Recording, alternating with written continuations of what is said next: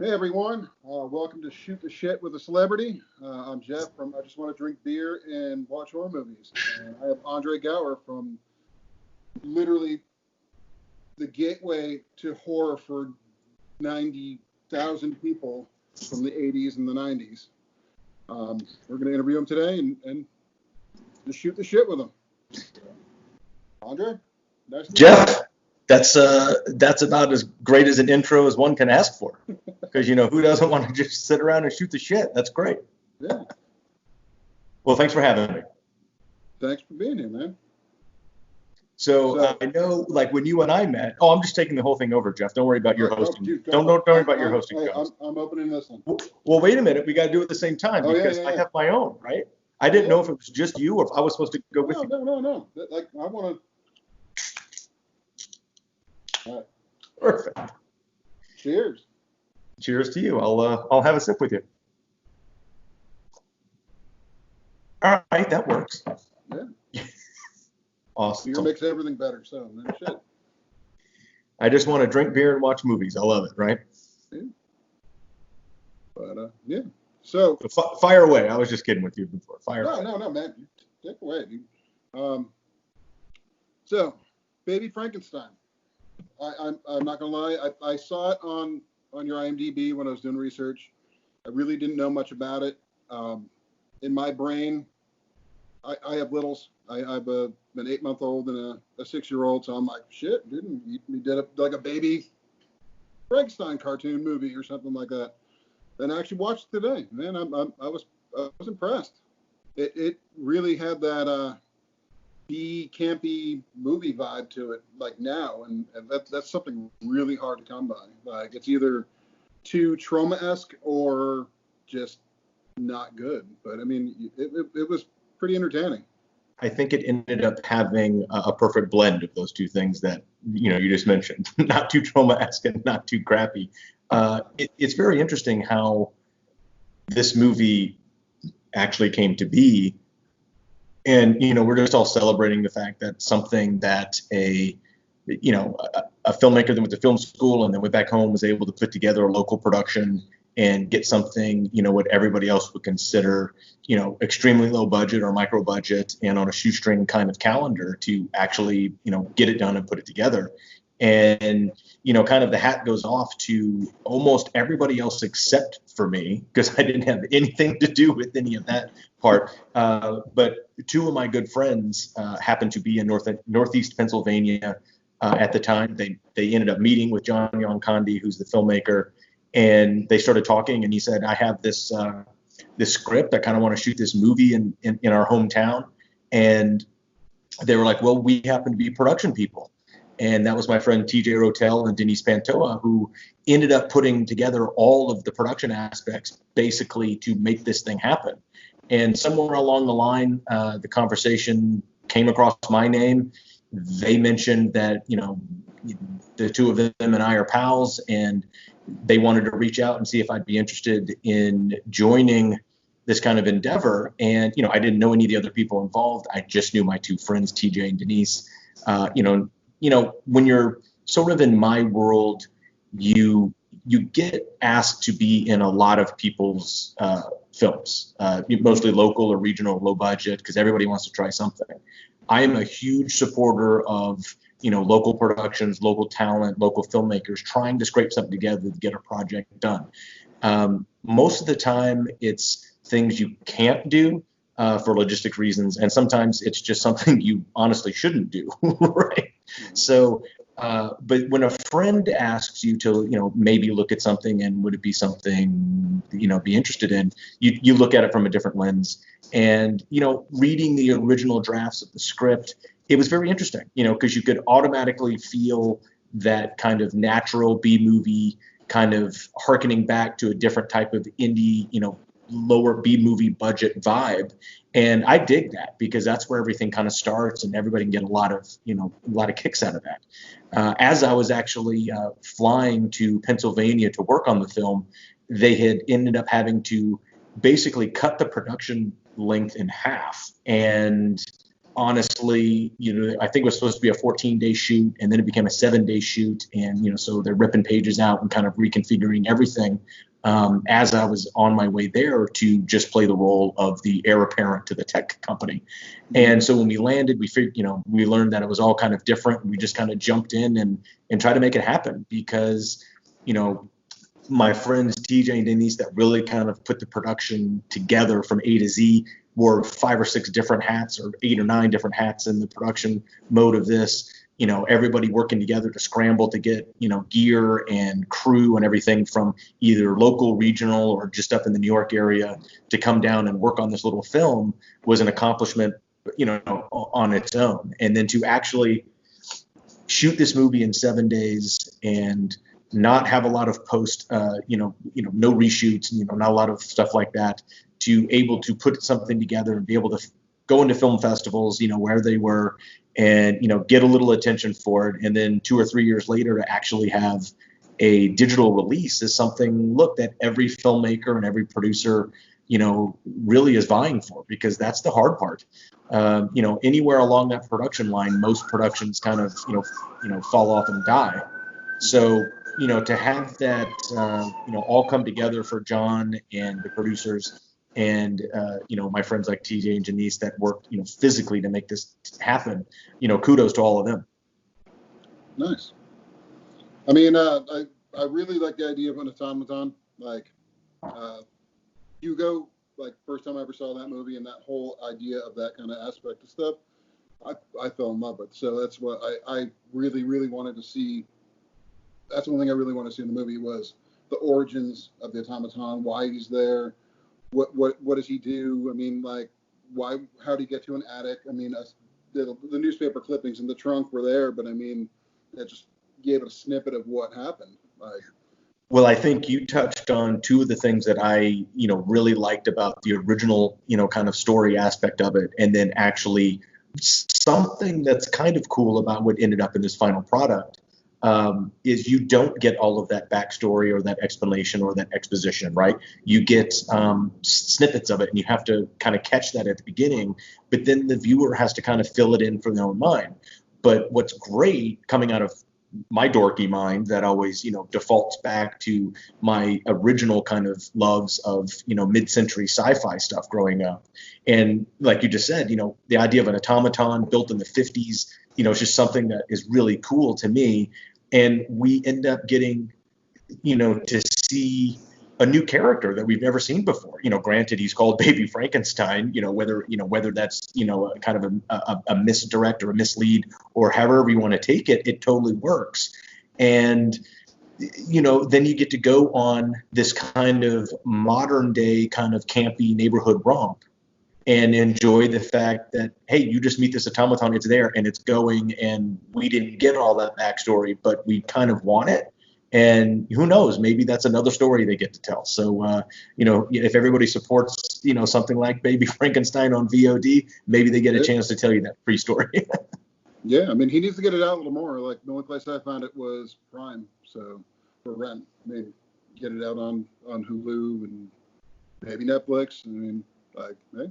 Look, and that's always the thing, right now with, smaller movies that, get some sort of batch release on, transactional video on demand, it's going to have that kind of rental and download window for, maybe a month or 2, maybe 3. And then hopefully, kind of everybody supports it enough that it will go to one of the, large 4 over the tops, being Hulu or Netflix or, Amazon, just part of the service. And then even a wider audience can get to see it because of their subscription. But that's always the goal. And, hopefully, for filmmakers and the producers and everybody involved in it, they get a chance to, have that next phase. Yeah, definitely. I would really love to see the prequel to that. Just to see all that aspect of where it came from. Well, you're not the only person that said that. I was one of the first people that said that when I finally saw it. And then, so I think you've got some other kindred spirits in that mind. So maybe they get to hear that, and maybe the fans will support it, and they'll get a kick out of seeing it.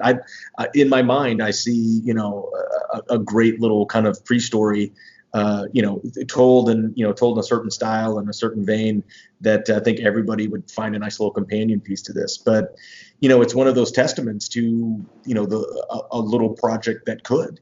And, I'm happy for, my two friends that were involved in the production of it. I'm happy for, John, the filmmaker, because none of this is easy to actually get done, especially when you're working literally out of the length of your pocket.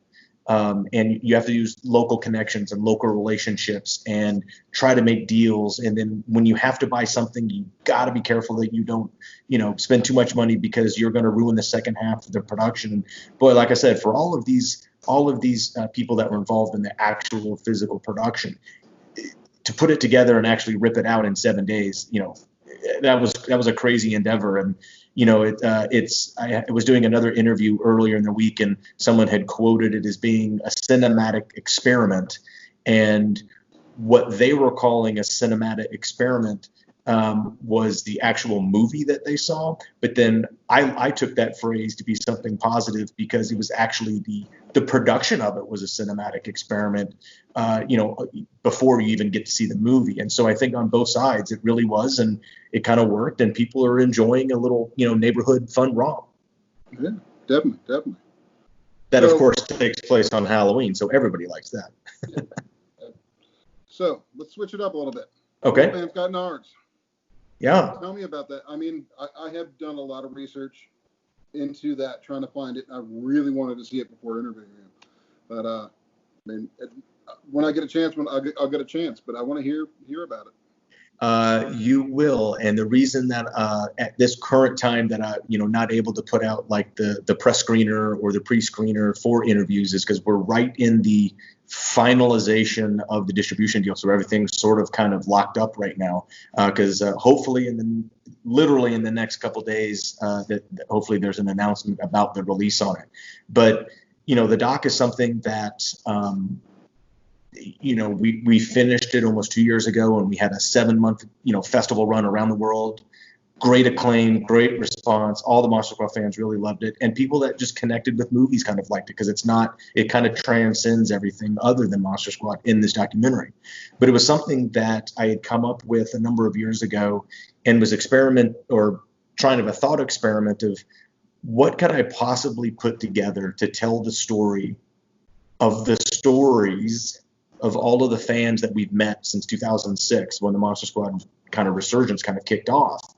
And we thought it was going to die after a year or two, but not only did it not die, it actually just kept growing and growing and getting deeper and deeper. And so, 8, 9, 10, 11 years after that, I get a chance to finally find a way to turn that spotlight around on the fans, because they're the ones that are the real reason that this movie is still being talked about 30-something years after it died in the box office in 1987. And I realized over the years that kept hearing all of these personal stories of what this movie meant to these individuals. It feels good to hear it every once in a while, but it kept happening, and the stories kept getting deeper and deeper and more personal and more impactful. And I realized that early on that somehow Monster Squad fans connected with this movie a little bit differently than most fans do of some film that they just enjoy as a kid. This really made an impact on a great many people, and that impact stuck with them, and it really, really means something to them. And I didn't really see that dynamic in many other titles.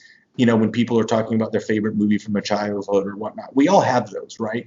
But Monster Squad fans they're connected to that movie for some reason. And I wanted to, one, investigate that a little bit and see really what that was. And then two, take the spotlight off of us as the cast or the filmmakers, like Fred and Shane, because we've been getting so much attention, over those 10 years of the resurgence. And I wanted to kind of turn that spotlight around on the fans, because you have to understand that if something's being talked about for decades and decades, and it's being kept alive, and that resuscitation of it leads to a 20th anniversary double DVD, 2 different Blu-rays from 2 different Blu-ray studios, being on streaming, being on, premium cable, and having this resurgence come back, that's something special. And, not a lot of people get a chance to experience something like that. But the only reason that happens is because the fans that are connected to it kept it alive and kept breathing life into it over the years, and they just wouldn't let it go away. And they defend it, very, very strongly.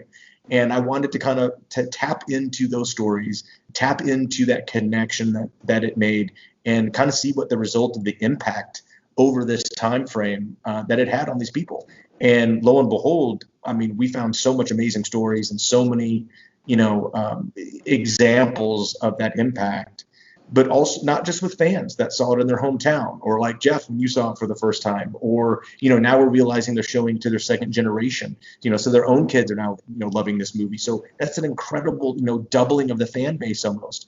But it's not just the fans. It was actually how this movie impacted everybody involved with it, including the fans, including the cast, including the filmmakers, including the guys that did the creature effects, including some other people that were involved with it, how it influenced other filmmakers and writers and actors, to continue on doing, or to even think of doing what they're doing as a profession now. It was amazing how much stuff we found about the impact of Monster Squad to these individuals. It was great. I mean, I'm definitely one of them. Like, I was 4 years old when it came out, and it's one of the first movies I remember seeing as a kid. And it definitely opened up a door for horror movies, especially showing the Universal monsters in it, and bringing it out the fact that, like, it was like a kid-friendly horror movie. I mean, granted, it's to today's standards, it's 80s based, but I mean, a lot of that carries over still. I think you're right. I think the actual themes and the archetypes of going on is what that doesn't, that's almost timeless. There's only a few things that kind of date the movie, maybe some of the wardrobe and some of the dialogue here and there, and just kind of the settings, but the themes and the major archetypes and the scares with the comedy and the kids' adventure and all that, everybody loves that. And it was 3 or 4 of those type of themes all mashed together. And it all came from a crazy idea, from someone like Fred Decker's mind, who grew up as a kid, watching a lot of television, a lot of old movies, and him thinking one day when he was in college, what would it look like if the Little Rascals fought the classic Universal monsters? And that's really kind of the seed of what ended up becoming Monster Squad, because, then, by happenstance, a buddy of Fred's in college happens to be Shane Black, and they start writing the screenplay, and, it takes off and actually gets made. And there you have it. There's sort of the, initial life, in the embryonic stage of what the Monster Squad was, and then how that kind of still people are talking about it 30 something years later is just incredible. Yeah, definitely. So when the Wolfman has Nards is released, are you going to be doing another tour? Granted, everything is safe to go out and do that. Are you going to hit up more cons? Are you going to do independent theaters again?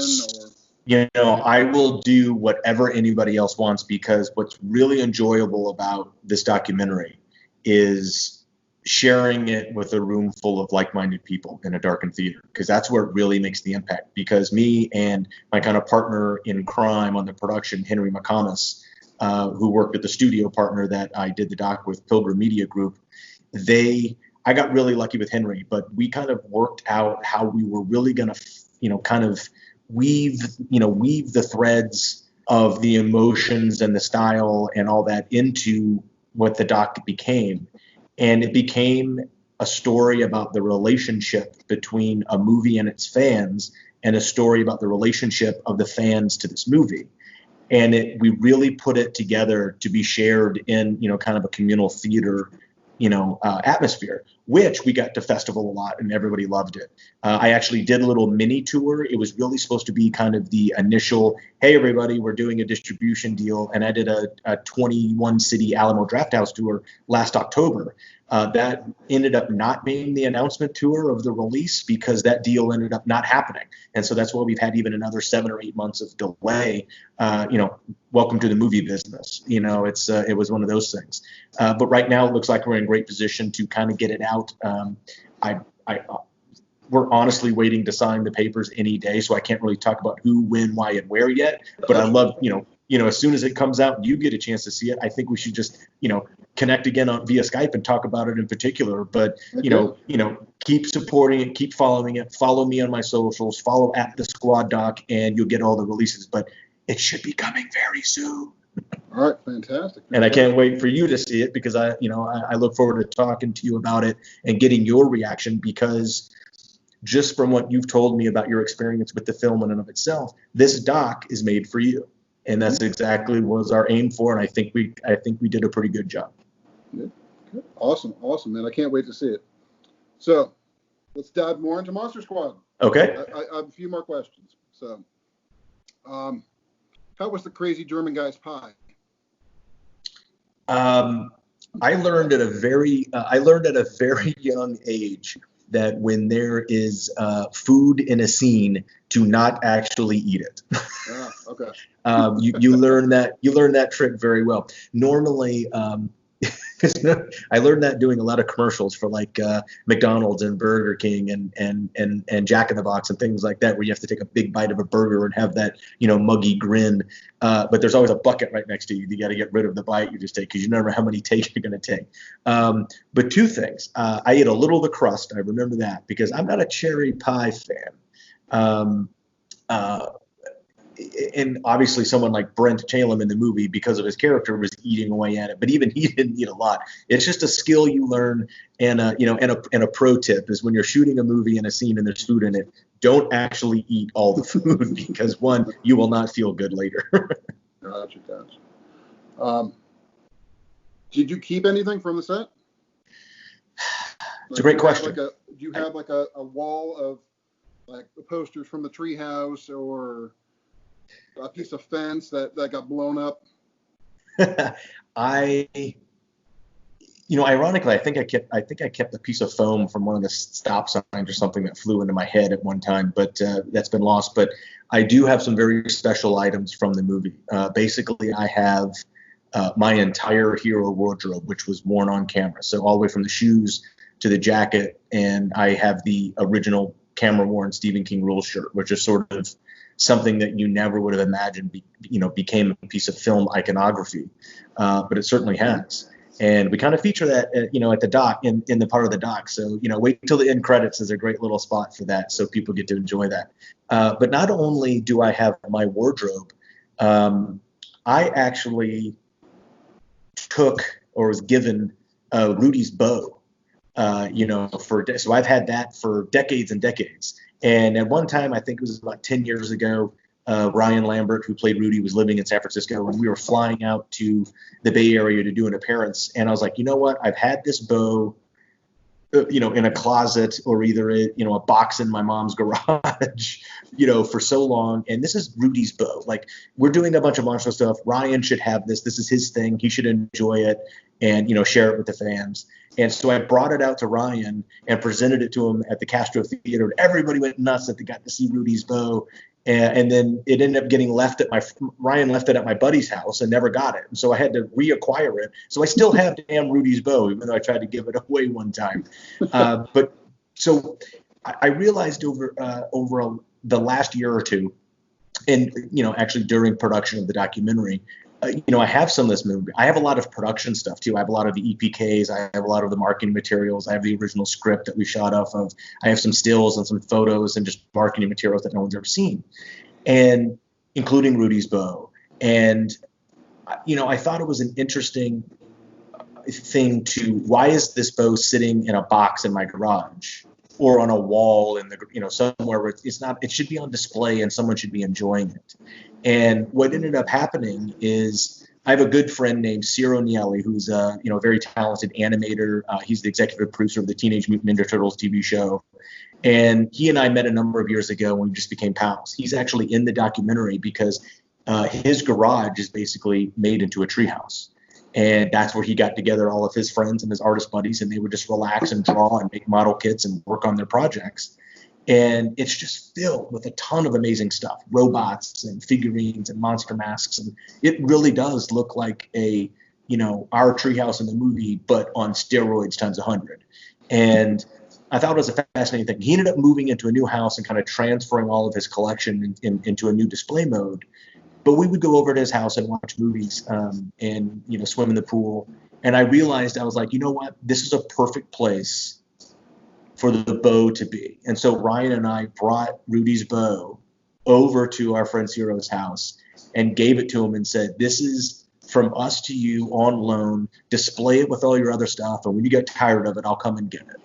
But it should be on display instead of in a box, and people should be enjoying it. And so I felt really good doing that. And I start thinking about other stuff like that. And I think maybe I've been inspired by, the first time something like happened at the very first cast reunion screening event at the original Alamo Drafthouse in Austin, Texas, where all of this started, right? In spring of 2006, Eric Vespi, who was working at a film site called Ain't It Cool News, who's now, who's a big film writer,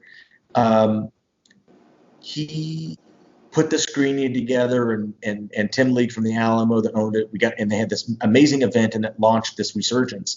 Well, Fred Decker had owned the original amulet from the movie, and Eric was such a big fan of the movie and championed kind of this, reunion screening that ended up launching everything. Fred brought that amulet and gave it to Eric as a gift.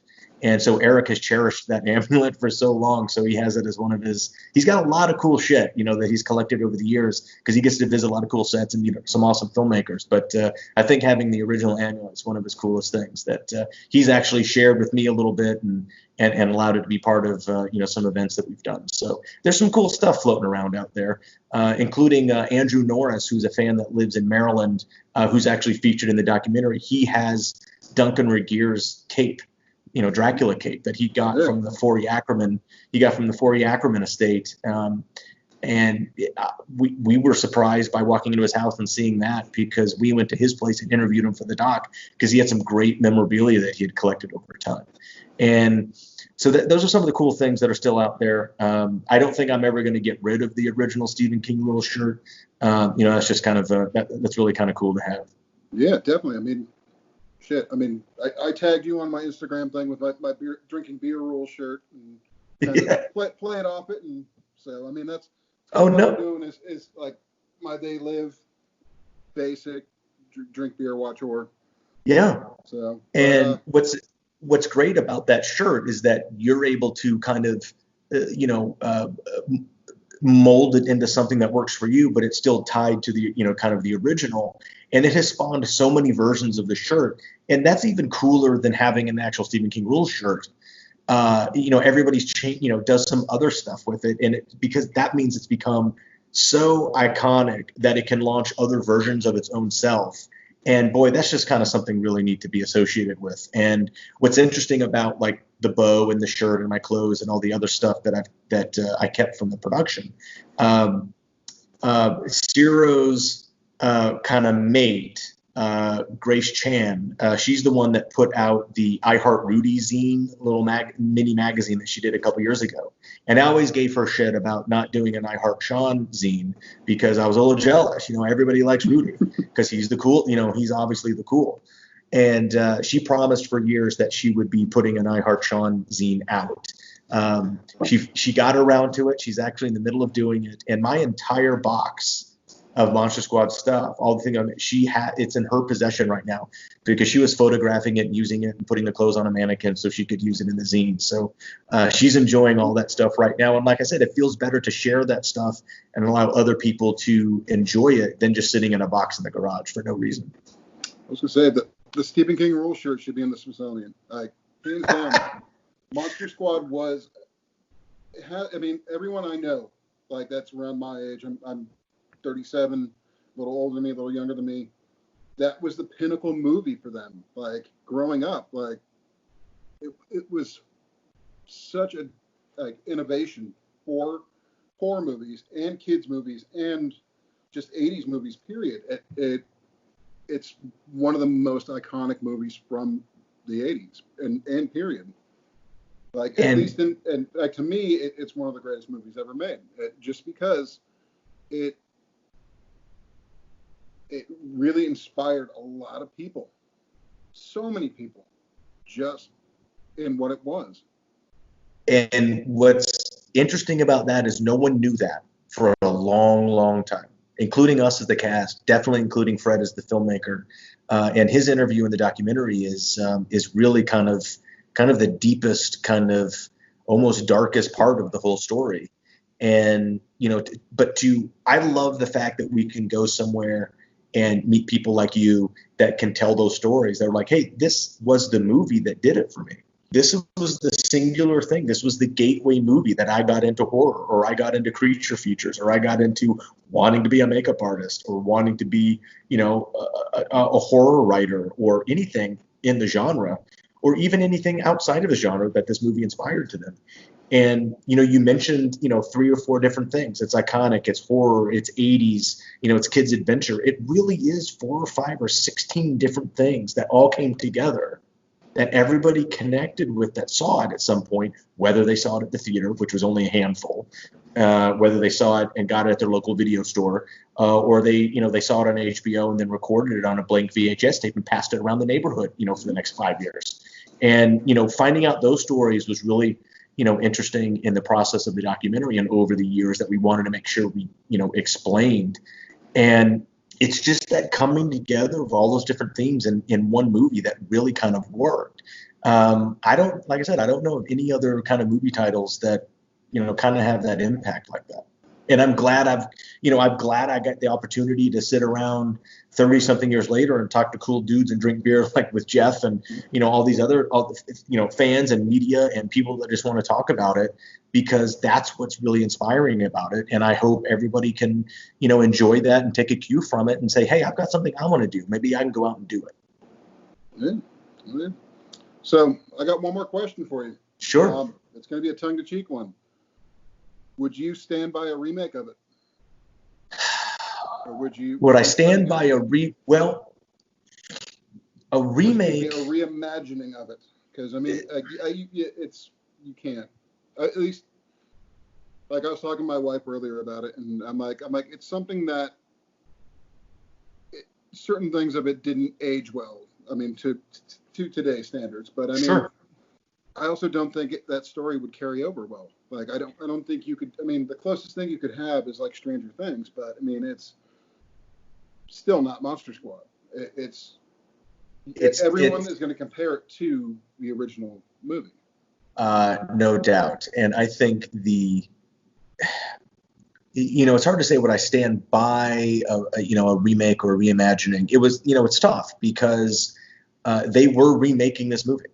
Rob Cohen, who was actually a producer on the movie, who grew up to be Rob Cohen, a giant studio director and producer who made a ton of successful movies, was teaming up with none other than Michael Bay's company to actually remake the Monster Squad once this kind of resurgence came out. Either luckily or unluckily for whatever perspective, that didn't end up happening because Universal Studios announced that they were launching the Dark Universe a few years ago. And that ended up killing a remake of the Monster Squad, which all the fans kind of rejoiced because, one, they didn't want their all-time favorite movie messed with or thought of again. They just wanted to be left alone and let it be what it is, because you can't make the same movie again, like you were mentioning, for a number of reasons. You physically unable to, politically unable to, socially unable to, financially unable to make the same thing. You would have to reimagine it, and that's totally fine. Reimagining something based on something inspired, a la Stranger Things, those are great, and there are other stories. The remakes of thing, I always have a problem with remaking stuff, especially if I like the original.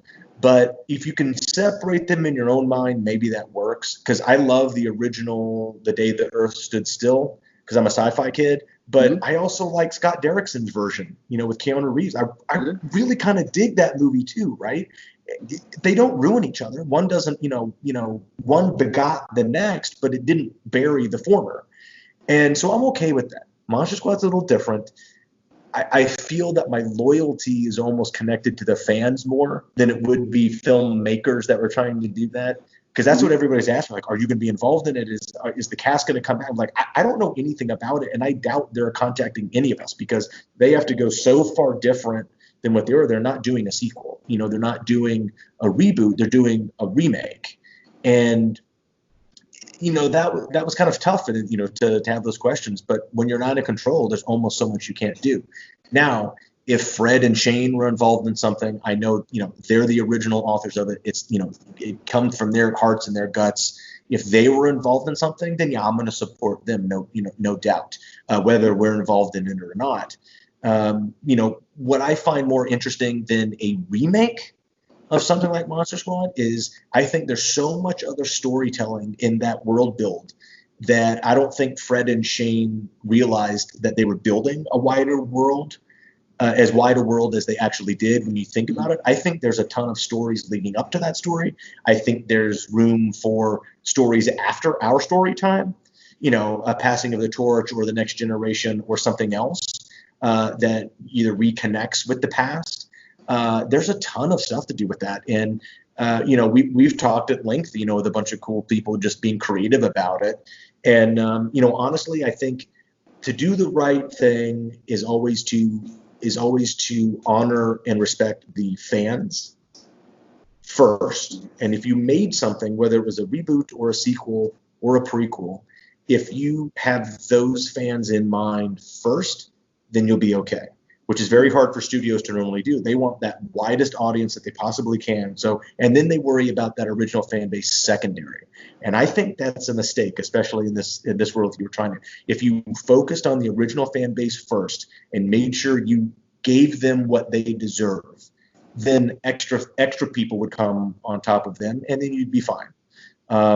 Look, with saying that, a couple years ago, some crazy guy on an airplane going to an appearance started jotting down some notes on something that would be cool, and then went home and typed it out a little bit further and came up with a great sequel story that has been developed even more and more tweaks and turns on it over the years.